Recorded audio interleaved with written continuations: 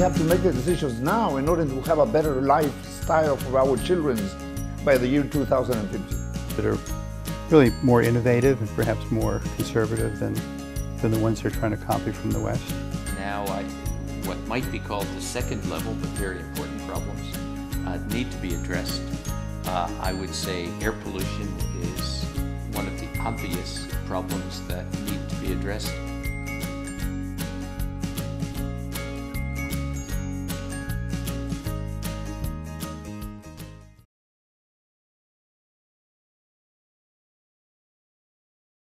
If the leaders of the world become aware of the challenges that you children, when you will be 40 or 50 years old, 35 years from now,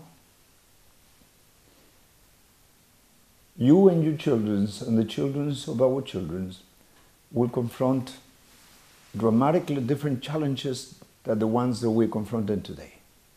When your children and the children of my children will reach 2050 and the world will be 9 billion people,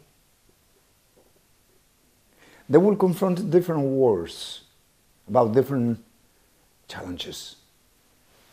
The wars will be about clean drinking water.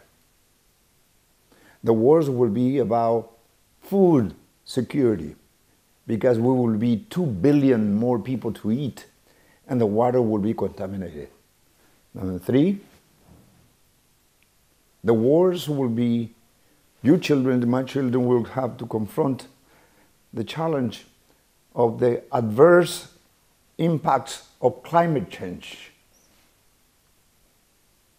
If we don't do any decisions today,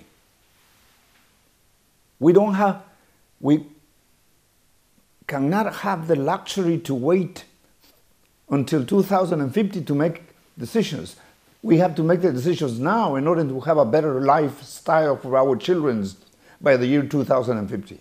One of the things that has impressed me over the years is that as China has developed, one thing that it has paid close attention to is ensuring that basic services, basic infrastructure is available widely to all of its population.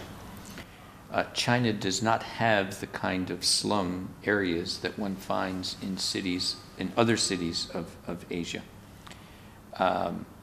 So there are other cities that have done well in providing services, but China is one of the only country that has started from a fairly low income level, has grown rapidly, and has done that without the emergence of serious slum areas.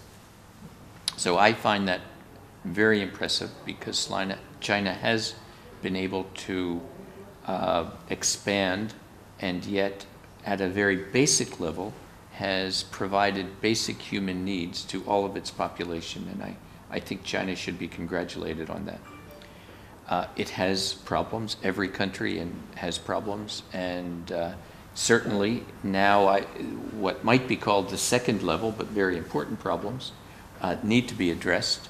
I would say air pollution is one of the obvious problems that need to be addressed. I think many people in China recognize that, and so I hope that's a big part of the coming agenda.